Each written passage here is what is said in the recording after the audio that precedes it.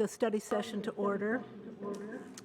I'm Lori Kinnear, Councilmember Pro Tem, substituting for Council President, at least for the first few minutes. So first up is the CHHS GIS intern update. George Dahl.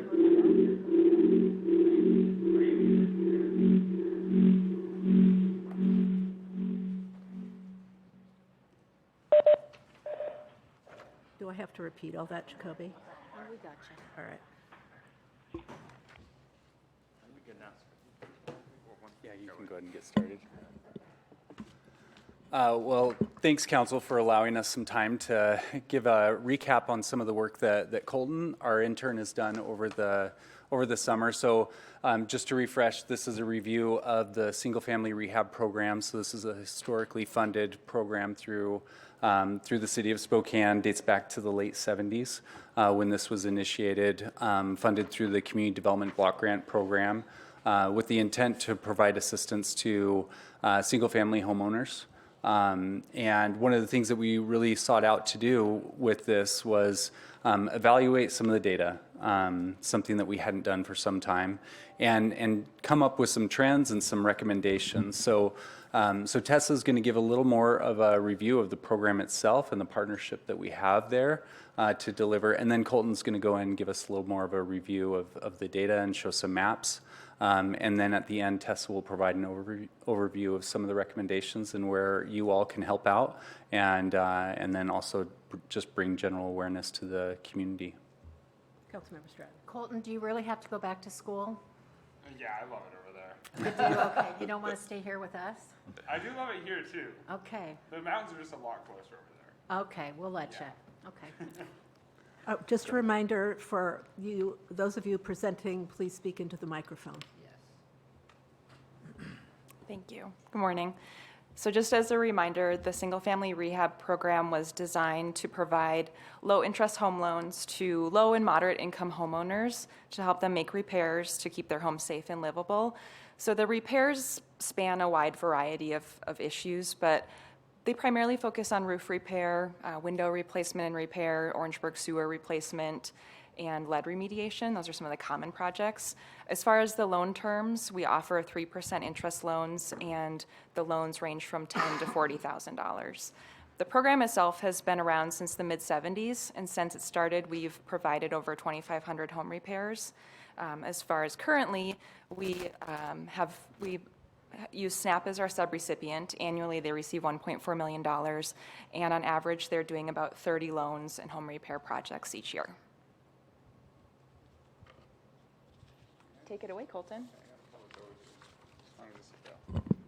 Cool. Okay, so I'm just going to run over some of the interesting things that I found, but Tessa kind of already went over the start of it. But yeah, SNAP is the contractor for this program, and then yeah, it's been about 2 months now running through all this data. We were planning to get back to 2010. I got back in 2005, pulling all the data from the loans that I could find. So here we just have a heat map of all the loan activity. Can I move this? Yeah, on the top there we left, go. if you Can I hit go that there? minimize, top left of Oh, that little screen, yeah. great. Perfect. Okay, so here we just have a heat map of basically all the loan activity from 2005 to now, or 2021. So good concentrations in Nevada Heights, West Central, North Hill up here, and then especially in East Central is a very, very concentrated area where there's been a lot of loans delivered. Moving forward, so here's a breakdown by council district of the amount of funds through this program that have been delivered and also the amount of loans. So District 2 has had just under $3 million invested. District 3 has had bit over 4.3, and District 1 has had almost 4.9 million through this program invested. You're not at the bottom. That's right. Wow. But quickly, Yes. that's since the 70s? No, this is just from 2000. All of this is going to be from 2005 to Okay, 2021. thank you. Yeah, not over the whole tenure of the I program. missed that, sorry. Yeah, and feel free to interrupt me at any time to ask questions too. But yeah, here we have a more detailed neighborhood breakdown, just of this is number of loans distributed since 2005 to now. So yet again, East Central, Emerson, Garfield, and Nevada Heights all have had over 50 loans. We've got the numbers over here. East Central's had 83, Nevada Heights 66, then 52 for Emerson Garfield. North Hill and West Central are not too far behind. One area that I was interested to see is Hilliard over here has only had 20 loans from 2005 to now. Just interesting, you figured there'd be more in that area, but they also don't have as much of a population as East Central does. Yeah, and then just yet again a neighborhood breakdown, but by funds. East Central has had 1.8 million invested just since '05, and quickly by the time you get to North Hill, it's already under $1 million. Yeah, Just on that breakdown, so I know East Central has had historically a high ownership rate. So I wonder if there's a correlation, if there was that high of an ownership rate in the Hilliard area, is why we saw that variance. That would that's just be. a good something I'd question. think I have 2 about. more weeks, so I will definitely look into that. That's a very good question.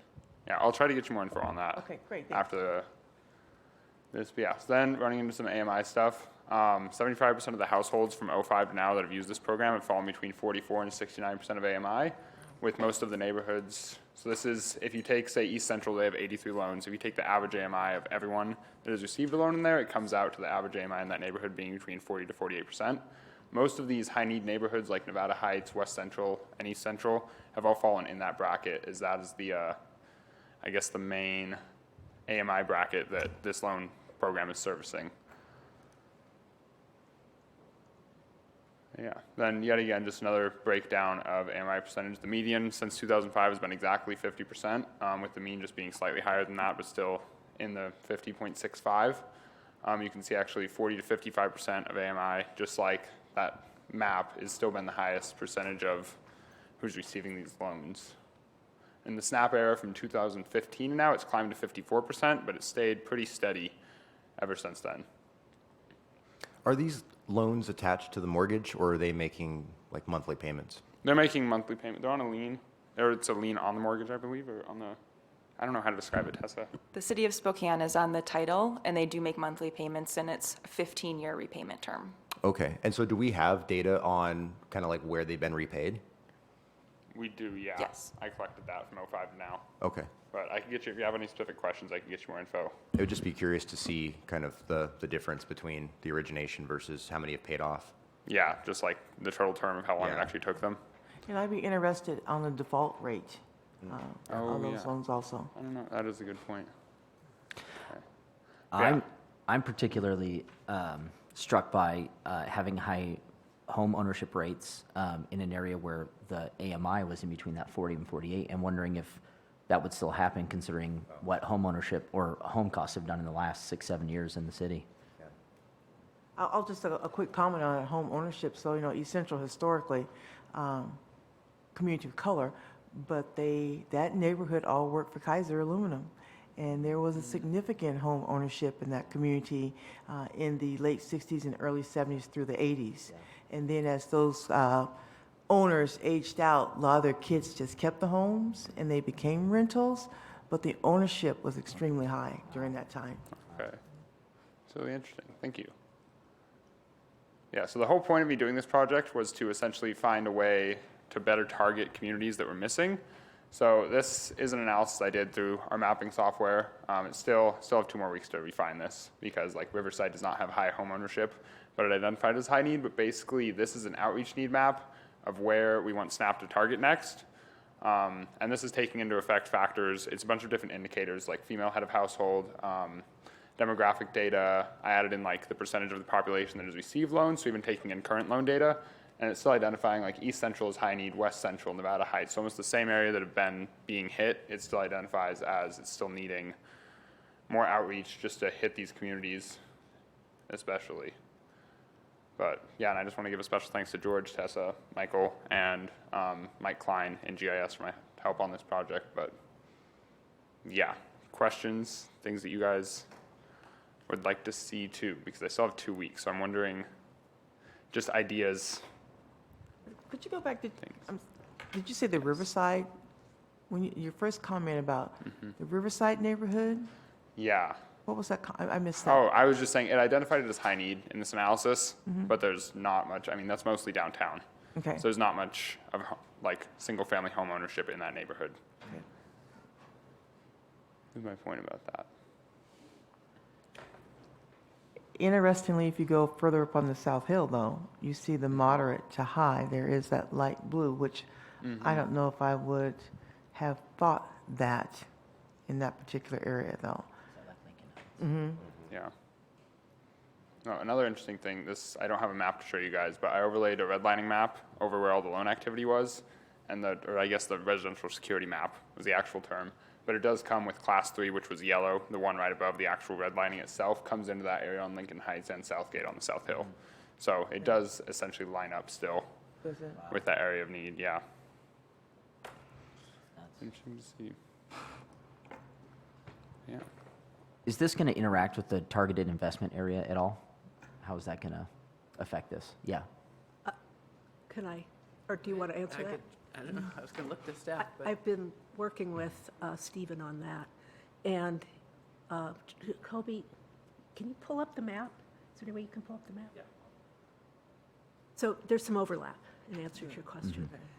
And I don't know how far north it goes, but that central point. George, do you know about the target investment? No, I don't know exactly how that lines up, but I was talking with one of the senior planners this morning about this, and was talking about how we can use some of this data as an overlay, because it's all like there's a whole bunch of puzzle pieces, as we know, as it relates to housing amongst all sectors. And so I think that the work that Colton's done and some of the investments that we've made over time, I think that's absolutely applicable to how we analyze both single as well as multifamily home ownership, and then just some of the needs. I think that's one thing that we really find in the work that we do within the Community Housing and Human Services Department is there are a lot of homeowners out there that I think sometimes we don't necessarily talk as much about that are in desperate need for some assistance. And so that's where a program like this is so critical to really provide and maintain stability in homes where folks are. I think Councilmember Bingle, you had mentioned earlier about it would be interesting to see these homes were more affordable in 2005 than they are now, certainly. And so when we have folks that are in homes that they could afford then, that were maybe 50% area median income, could they afford that house today? Likely not. So the ability to ensure that we're keeping those folks in a stable, safe, affordable housing situation, that's absolutely something that we're prioritizing. So that's what Steve McDonald uses, Right. planners are using right now, and it is the targeted investment area, and you see how far up it goes, how far north, and then Yeah, and it's how my far- entire district. Yeah. Yeah. And then the bottom of the South Hill, and then there are little pockets as well. Yeah. And it's a really good tool to use when you're thinking about where you want to incentivize and so forth. And I think it would be interesting, the overlay, if you think back to Colton's very first map, the heat map, and how that correlates exactly with what we're seeing there, really kind of hitting those center points along the way. You can reshare your presentation there too.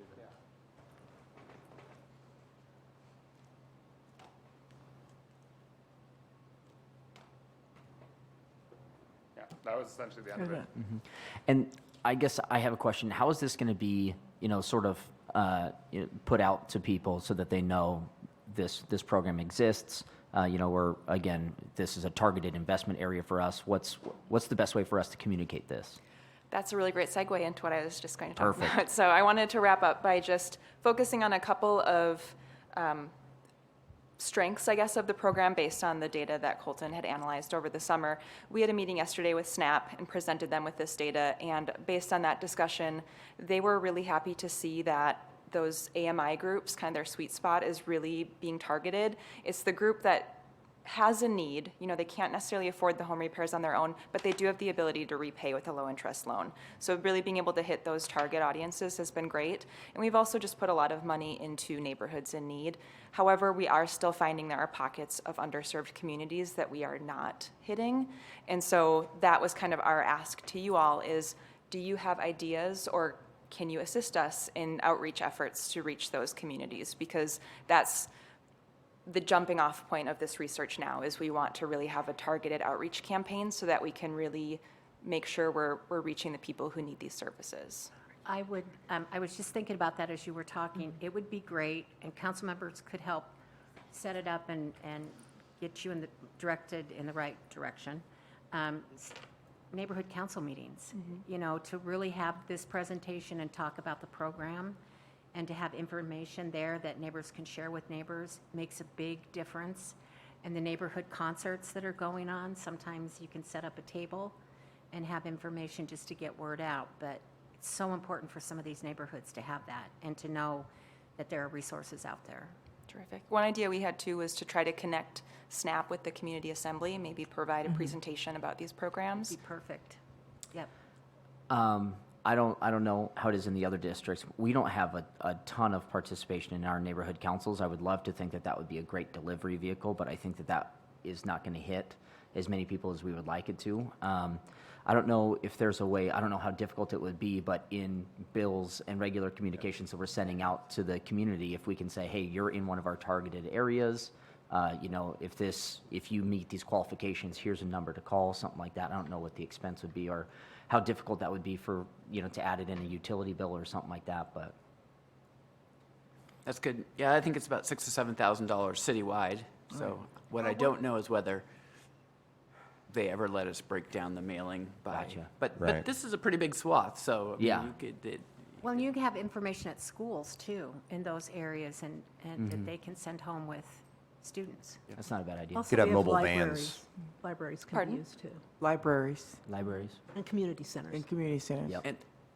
And our Community centers would be great. Equity Initiative Manager, Alex Jabalisco, is not here today. He's on vacation. But he has, in the last few years, there's really been a resurgence of grassroots organizations that are keyed into particular ethnic and cultural communities, that they have really come to the forefront, especially with COVID and things like that. So he would have a list of, I'm just going to say, 7 to 10 organizations, and they are already doing this outreach to their members. Yeah.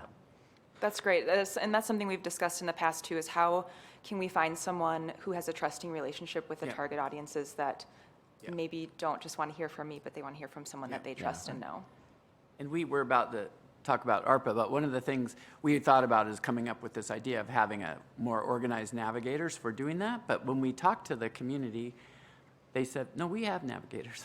We've already, so there is a network of navigators of different places. And like I say, it's probably 10 key organizations that are pretty broadly, I mean, they're both diverse and broad at the same time, but you could cover a lot of ground, and they tend to, I would say, a lot of their targeted audience are disadvantaged people trying to, and maybe not English is their first language, and so I think spending some time with Alex, and Okay. he would love to do it. So, And also senior centers. I know in District 3, we've got Yep. some pretty active senior centers that we visit and check in with folks, so that would be a great one too. Okay. I think one of the big challenges you'll have is trying to connect with the actual homeowner Right. rather than the renter. And in fact, I just spoke to a woman the other day, and the first thing she told me was, oh, sorry, I don't own the house. I can't make any changes. And so I think there's a lot of people knocking on doors trying to sell various, housing related things. And so, but trying to connect with the actual owner is probably the biggest challenge you're going to have. Okay. So you mentioned the low interest loans making these a lot more accessible. How is that going to work as we see interest rates across the country sort of going up, as the Fed is adjusting? Does that affect this program at all? It will not affect this program because we set the interest rate. Okay. So right now it's at 3%. For a while, that was not as competitive, but now it is becoming very competitive again. So this is probably a question for George. As they have did research on this program, did we look at if there were any barriers in this program, the way it's designed right now, that it's kept people from participating? That we could impact or change? I don't know that we've dug that deep into the analysis yet. I think that's probably. Yeah. I think we went into it with the thought of, I think we maybe went into this initially with more of a geographic thought of, are we hitting parts of the city? There is limited data oddly enough, if we have a loan with someone, that we'd have limited data. But there is limited data on some of the demographics that we've collected that could tell us some more of the story.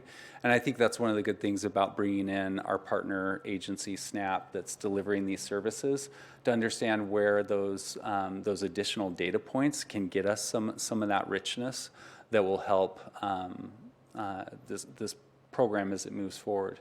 Because I think there's a lot we can learn about home ownership in Spokane through this program. I think we may need a few additional data elements moving forward, but that's absolutely something that we're interested in looking at. Is are we hitting? Do we have an equitable distribution of this program throughout the community? And Colton did do an analysis, kind of a racial analysis of data. We didn't include it in this because we found it difficult to kind of maybe describe. We were looking for different ways. We did share it with SNAP as more of a conversation piece, but there certainly are. I think, Colton, were there 3 neighborhoods that had kind of a yeah. Pretty skewed, but I'll just. Yeah. Yeah, like East Central was actually the loan, I guess the demographic data from that was almost exactly on point with the whole like census data. But there were many neighborhoods where it was skewed like 15% greater loans have gone to white people than communities of color. So, yeah. And there was nowhere where it was like, oh, we're over-serving minorities here. No, not a single neighborhood had over-served that. Everyone, if they were over-serving anyone, it was white people in general. So George, only because I've heard this conversation a little bit, so has SNAP just anecdotally shared what their experience has been? Why? Because I know over the last couple of years through CHHS, we've had some concerns if they were the best partner for this program. I know COVID was a factor, but did they share anything back, or what's been their report back to CHHS about this program? Yeah, and we've been working with them quite a bit on that, trying to address some of the, certainly this year has not gone as well as we had hoped.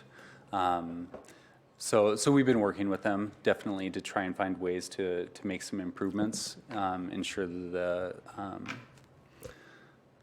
folks in need have access to this. And that kind of led into this idea of, well, let's start doing some data mapping and try and get to a point where we can have something like the map that Colton has on display right now that says we at least can be a little more targeted in how we're focusing this program. We did have a meeting, and I'll let Tessa speak to this a little bit, but we had a meeting with SNAP a few weeks back to talk about different strategies and different things that we could do to help make improvements. And I think that we're getting there. We're starting to identify some of those barriers that exist. Let me let Tessa speak.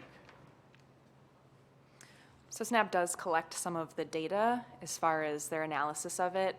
We don't have a lot of that currently, but we are working on a strategy to reach more people generally. However, we're trying to implement within that strategy specific indicators, or like, for example, within this program, there's a pot of $100,000 that can be allocated as grants up to $10,000 to homeowners. So that does not become part of the loan burden. That's just a $10,000 grant they're given to offset the cost of the repair work on their homes. And we want them to create some type of a specific strategy for how we allocate those grant funds so that it's equitable among the entire target audience that we're serving. And so within that, we have specific data points that we want them to hit and look at to make sure that we're really giving these grants. I mean, everyone in the program could use a grant, I'm sure, but to really make sure that we're giving them to the people with the greatest need, or maybe people who have just been underserved historically.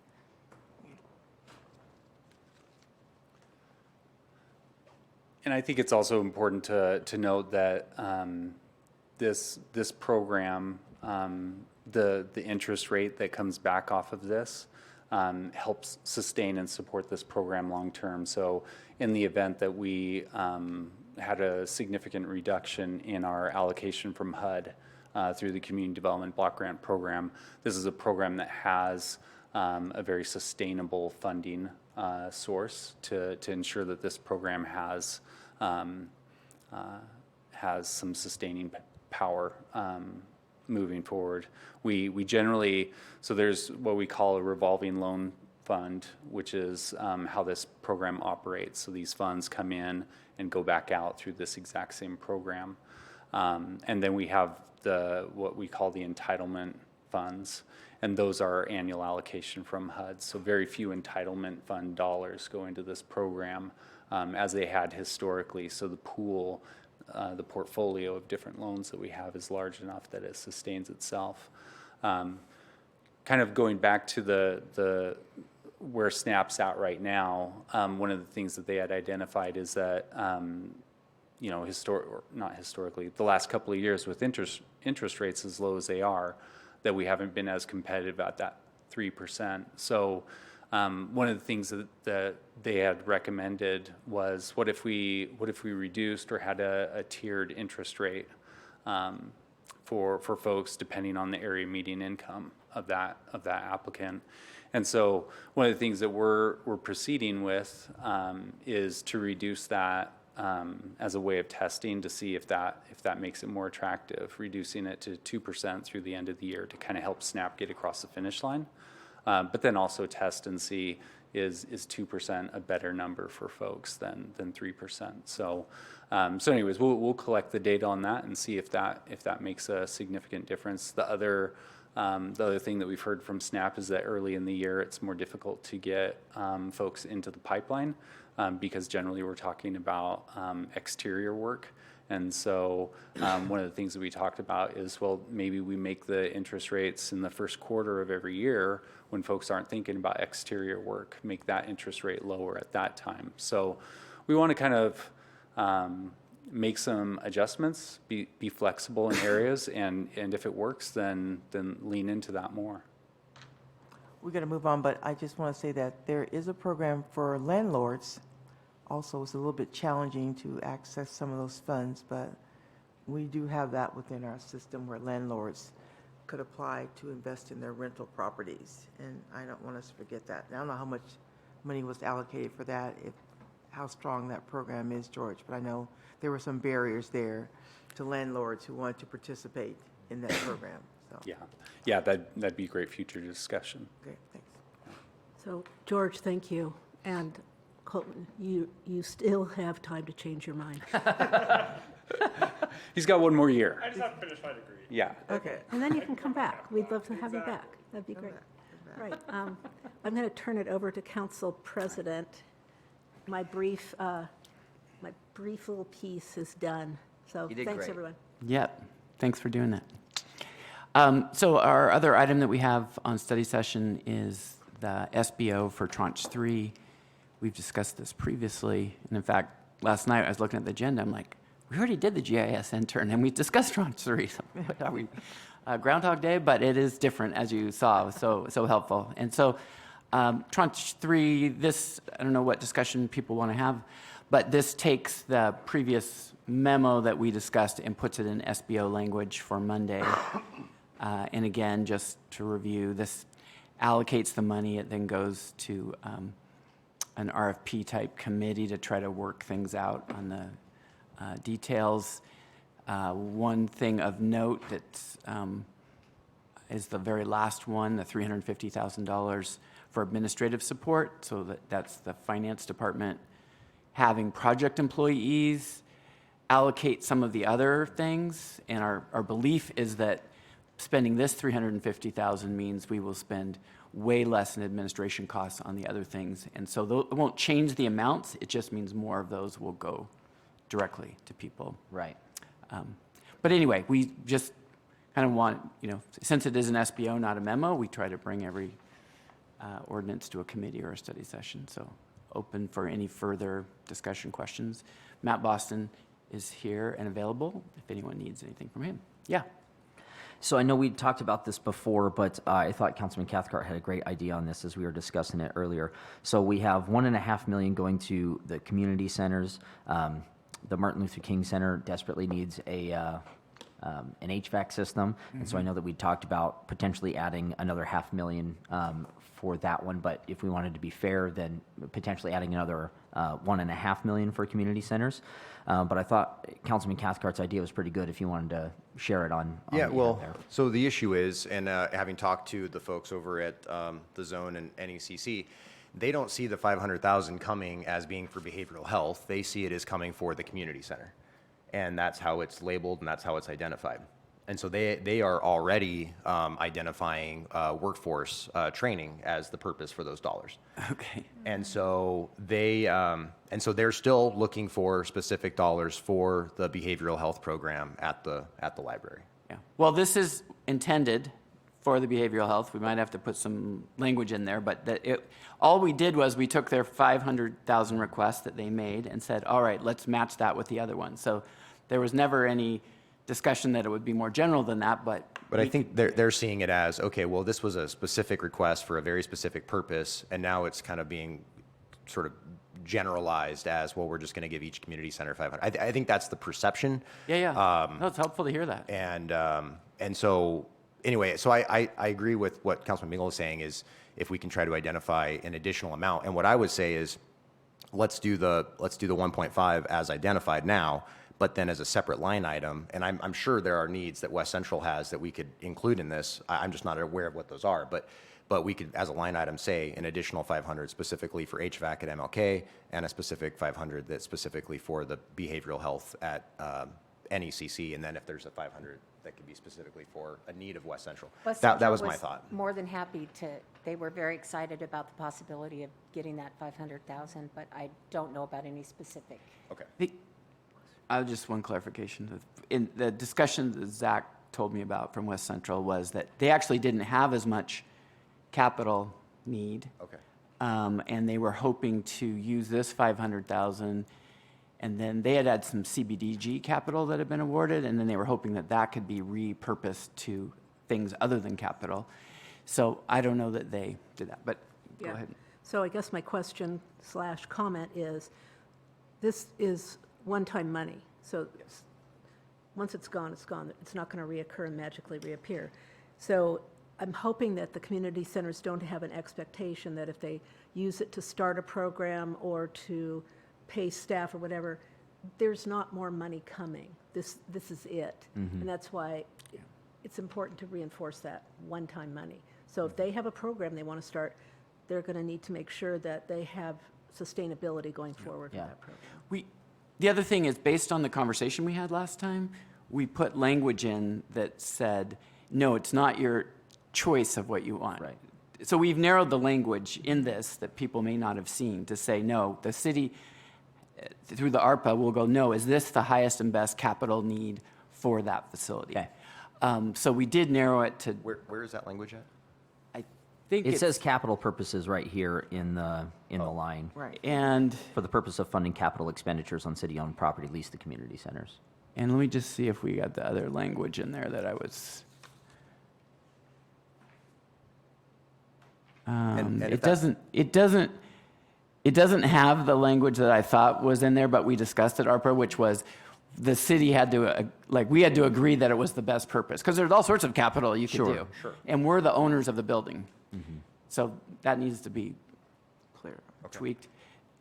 The ARPA work group talked a little bit about the MLK thing. One of the things that we were looking at is much like the Northeast Community Center got some of their money for their capital needs for the legislature is, could we do that? So that, but apparently it's broken right now, so that's an issue. But we also thought about doing the 1.5 out there, and then instead of allocating something to each additional place, just putting an additional amount of money in there for emergency capital facilities, and then let the three ask for it, and then that still keeps the potential legislative ask in play too. Okay. But we'll probably play, I mean, this is why we're having the, Totally. we'll play with this before Monday. Yeah. And as long as we have the money set aside, the actual details on that fine tuning would go in the RFP process, and then that would come back to council before it went out. And by the way, on the HVAC, Frida had mentioned that they've had issues since they moved in. But I also found out, talking to Ray Lynn, that when she was legislative assistant to Mike Allen, they were dealing with HVAC issues Yeah. at that building. So Yeah. this is not new. They've been band-aiding Yeah. it for a long time. Yeah. And one of the challenges at the MLK is they're further behind in their evolution as an organization. At, Northeast, they have enough tenants paying rent, and they take a portion of that and they put it into capital. And West Central, I think, even it's a smaller facility, I think, but all similar. And MLK at East Central just does not have that tenant base yet, and so it's, even though they knew that when they came in, that the HVAC wasn't, and they were just hoping for the best, that somehow the money would come. And so it's going to be a while, I think, until we keep further developing their infrastructure and the tenants that are there before that can pay for things going forward. Because Northeast, their big thing is, hey, you don't have to pay us money. And West Central says, you don't have to pay us money generally for capital. Yeah, and I think this is a good point, because what I've heard from Frida is that without the HVAC update, they could actually lose some tenants that are currently there right now, which would be pretty bad. Yep. So, Yep. All right. So I'll just say, I was speaking with CHHS about what first of all, with the way the construction season's going, they haven't got their roof yet, but the money's been approved and allocated. And I asked, if we were to give them money today, how soon could they get that HVAC up? And it would be another year. Wow. At the earliest that they could get that going. So I left it open in my mind for community block grant dollars and state assistance. And I asked if they had a more current proposal of what the HVAC system would cost, and they have not. They had a proposal back when they were looking at the roof. If there's something new, I haven't heard that. So Right before COVID. right before COVID. So some other things, but I agree. We could allocate this money now, this 1.5 for the centers. If need be, there could be money in Trench 5 to supplement that. But I think really, if there are other resources for that HVAC, that we should really pursue that. And so I think CHHS needs to look at some of that community block grant dollar money so it can be dispersed however. So, but yeah, when they moved into the building, there was a walkthrough, like a home ownership inspection. Right. And everything was identified, and I'm really sorry that it's broken down right now. However, I got to get this little plug in. If the police precinct wasn't in that library, East Central could go over to that building, which has great air conditioning, and they could utilize that space until it was repaired. So There's still room. that's my plug on There's a that. lot of room in there. There's They a still- lot of room in that building, so, They could do it right now. They don't have to. yeah. So anyway, that's just a temporary solution. Just to throw a little extra spice in the conversation. Thank you, Councilmember Wilkerson, Councilmember Cathcart. So just to not continue on that thread, but I guess in a way related, I just have questions on, so I see the Municipal Justice Center is back on here again, and I don't support the location that we had previously looked at. I don't know where the new location would be It's or a- what's, It's the same. It's back at a lower price. I thought somebody bought it, They didn't buy it. It fell through. and now they've lowered the price? Yep. Interesting. Not arguing on your concerns at all, but let me just give you an update because it has been fast moving. So what happened is the other deal fell through. It's back on the market at a lower price with a request for a major lease back. So for the first 2 years, I think, is that? Primera would be 18 months to 2 years, they'd be leasing it back. So the potential way that the deal happens is it's this $5 million plus a SIP loan. The SIP loan gets paid off with the rental payments from Primera, and we sell the prosecutor, public defender building, and the Gardner building, which is the municipal court building. That is the municipal court building. We bought that building for the municipal court. That once those sell, our understanding from our broker is that would cover the cost of the building, and then police detectives would move into the space, significant space vacated by municipal court in the public safety building, not the annex, but the public safety building. So that's a potential way that it would pencil out. And then police could have people there if they won't, but it's not. Basically, the chief says they don't want to go there at this But won't point. we, if we sell those buildings off, won't we be losing too much space? Because the Primera building doesn't have enough space, is my understanding. So won't No, it would totally have, not for police, but it would totally have enough for judges, court staff, public defender, prosecutor, and community justice, formerly known as probation, and more. They would have more space for other, like civil service or anything like that. So, and then they would be vacating their footprint in the more modern of the public safety buildings on the county campus. And so the detectives at Gardner Building could go back, and they would be all together with all their police people in the same building. So I guess my last question is, when do we start the public engagement that we're now requiring for East Central Library? I don't know. Good question. I mean, this is like 10 days old news, so I don't know. But Yeah, and I guess to get back to that, it's a fast-moving process. What I would hate to have happen is in our haste that gets missed if we're No, demanding things on. great, Absolutely. awesome point. It's not, it won't be required until in the future, but you're right. As soon as, if Monday comes and that happens, then suddenly, Right. okay, you got it. I guess morally we're requiring it of the mayor, right? Where, I mean, we're kind of hitting her on that. So I have a couple questions on here as well, because we're talking about SIP loans again. My understanding was that we weren't going to be using SIP loans in the future. And while, Can I ask you about that? What are you basing on? The main reason on SIP loans is you have to have a revenue source for it. Right. So, but I think we're still using SIP loans if there's a revenue source for it. Right. And I can understand how debt can be leveraged, and I totally get all that. My question is that with this ARPA money going out, right? We know we have 40 million left. We've got 28 million basically here that's going to be going out. We still have a lot of needs in the city to make ourselves whole. And, 5 million for a municipal justice center. I'm not saying it might not even be a good purchase and a good move. The 5 million for higher education. These things, while they might all be very good and noble causes, doesn't necessarily mean that it's the best usage of our money at this time, because, we have police and fire overtime, we've got collective bargaining that's going to be happening, we have utility needs. There's a lot that we know that we still have, and so I'm just curious to see what our thoughts are on how we're going to fund all those things, if not through ARPA, which, in the resolution that we passed last year, our number one priority was to replenish. And so I just want to see how that works in with what we're doing.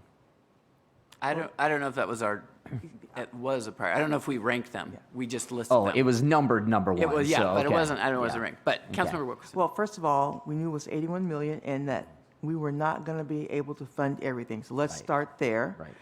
And so not only of ourselves, but of the administration, it's like, so you can't have everything. Give us the priority list. Now, this group of money that's here is really the biggest chunk that we are reinvesting, in my opinion, back out into the community. And that was part of the ARPA funds. That was a directive also. It's not only to make us whole, but to reinvest in our communities, the ones that were marginalized, the needs that were unmet, one-time funds. That's what we're doing here. But if people have ideas of where they want to cut, so if we're willing to give up the higher education money and the building money, that's $10 million right there. But we've got to call it. So people just can't say, we need these things or money for this.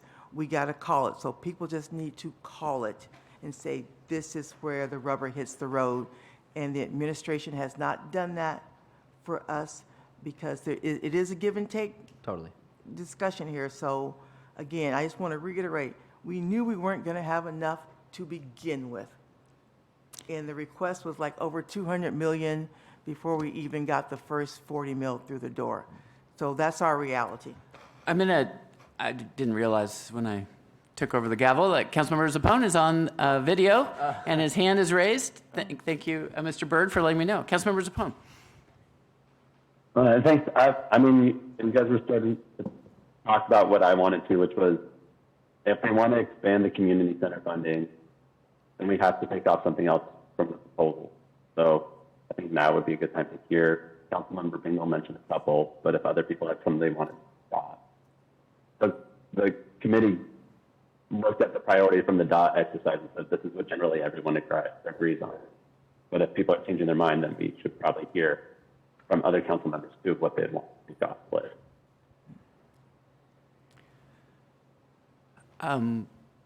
Councilmember Cathcart had his hand, then Councilmember Bingle, and then you could be prepared to tell us that after tranche 3 allocations, how much money is left, Mr. Boston.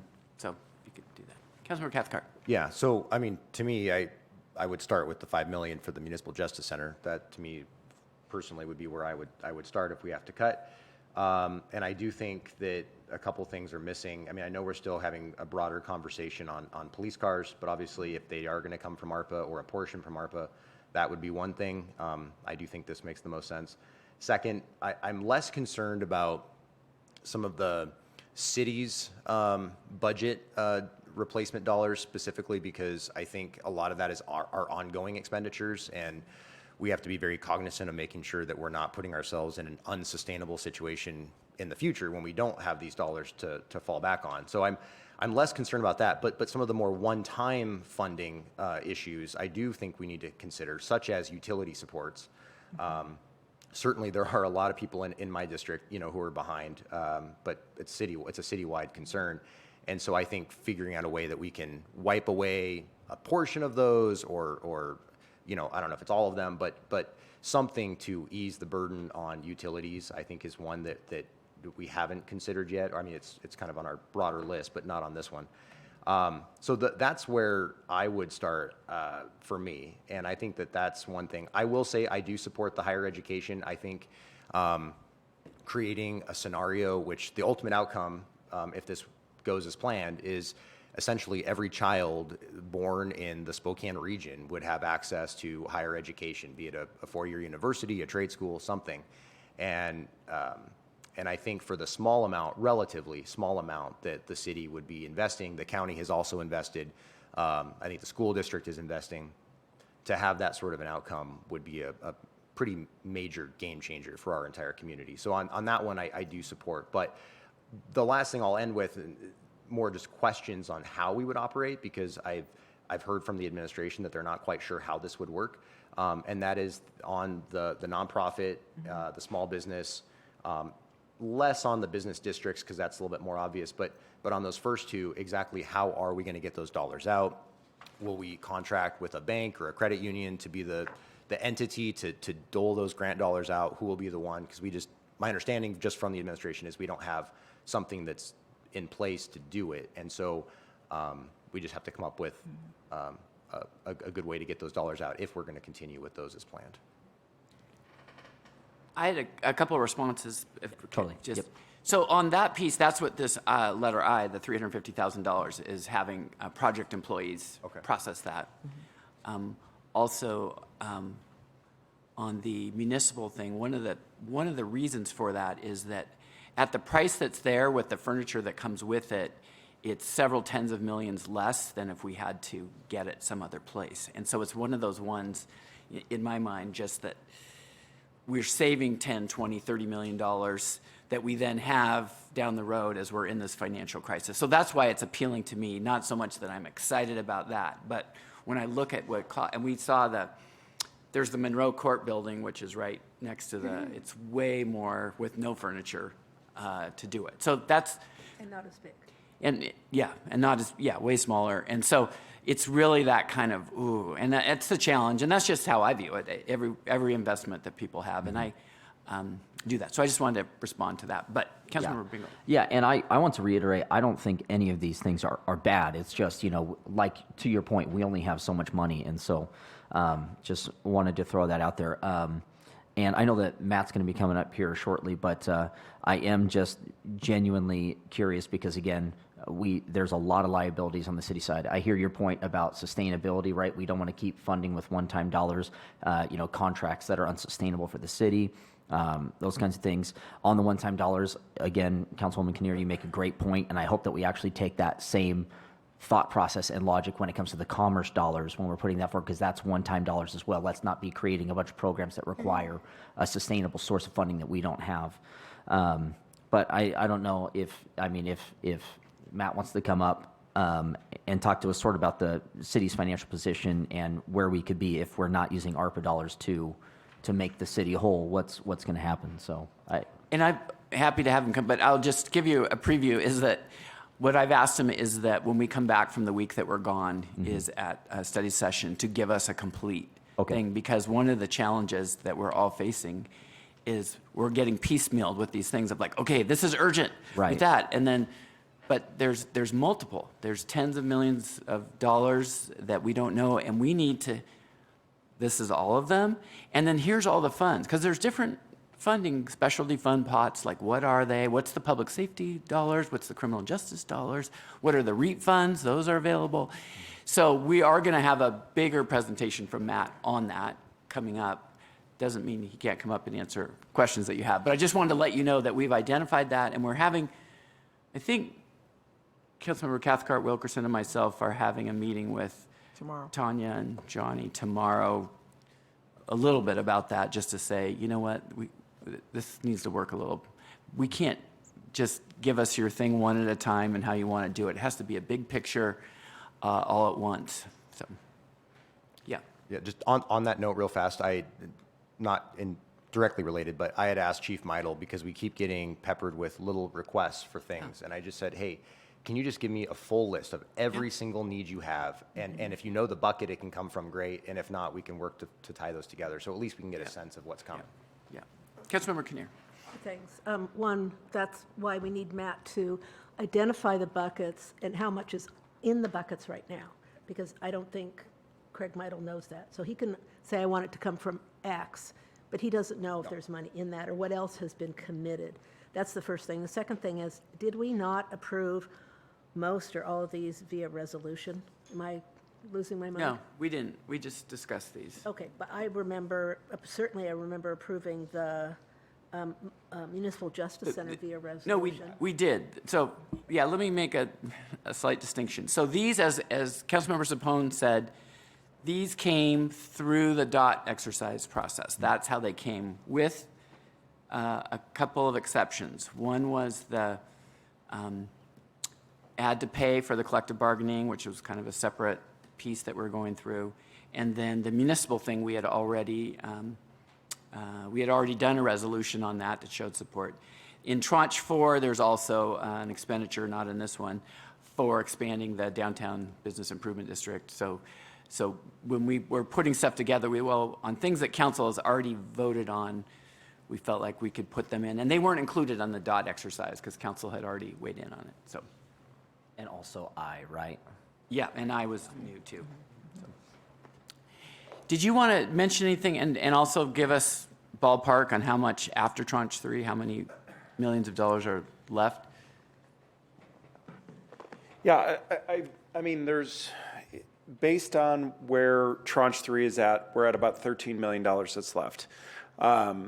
I think all of you are saying the exact same thing. We have limited amount of resources. We need the full big picture to kind of make these micro level decisions. So that's where we're at for next steps. I mean, I can't give you the full picture of it right now, because, I mean, this has to be a joint effort. It has to be a joint effort with administration and council. We need to know what the priorities are with administration based on the limited resources that we have. Unfortunately, but also fortunately, we have this windfall of $81 million where we are putting that money out to the community as well as helping the city regain to be whole again. And doing that with competing priorities is difficult because everybody says, hey, my priority is the biggest priority out there. And it's an unfortunate but fortunate circumstance to be in where we have this windfall. We just have to get it allocated into the right buckets. ARPA is one of the many problems that we have. And I say problems, but also windfalls that we have. We're talking about unallocated reserves. We're talking about criminal justice fund. We're talking about REAP funds. We're talking about ARPA dollars. let's look at that in the grand scheme of things and say, okay, we can't spend these dollars more than once, and let's prioritize what's out there. I think, Councilmember Cathcart, your point is exactly that. We need the full big picture. We can't fund all things for all people and all departments and all community members. We've got to make some tough decisions, and that's why you're up there. I want to go on the record as saying I am not a big fan of spending unappropriated reserves. So we really need to bring me a plan B before we start just spending down our savings account where we know we do not have any resources to replenish that going forward. That kind of makes me a little nervous. And that's part of that bigger picture, right? It's even if you were to say, Council President has mentioned this, but even if you were to say that you're pulling from unallocated reserves at that point in time, it sparks the further conversation to say, where is the cost savings going to be down the road that's going to bring that money back to the city? Thank you. Other questions about tranche 3? All right. I am going to just raise one other issue. It's on the thing. Just there have been lots of discussions in the last 48 hours about the cooling center tent on WashDOT land, and Can we talk about that? It's not on the agenda. it's related to tranche Okay. 3, ARPA. I'm not going for the big conversation about it, but I'm just letting people know that there was some requests to spend some money on a few weeks of cooling center cost that might come up on Monday just because of the urgency of the situation. So I'm just raising that for people so that on Monday, if it comes up, you won't go, I never heard about this. But there's negotiations going on with WashDOT and City and Empire Health Foundation about that. So, but I didn't necessarily want to get in a giant discussion, but since it might be ARPA related, and we always try to bring it to study session first. That's the thing. But it's like small change compared to these things. So, but yeah, Councilmember Cathcart. Yeah, also not trying to get too deep into the discussion, but I had some legal questions that I sent over to Lyndon, so I'm just waiting for some responses on those. So, Yeah. He responded? what's that? I think he responded. Oh, has he? I haven't seen anything yet. I haven't seen it. Okay. Yeah. I heard there's a good memo in our email, but I haven't read it yet either. So, anything else for today? All right. You actually get a lunchtime today. All right. We're adjourned. Thanks, everybody. All right. Good work. Yeah, buddy. Good work.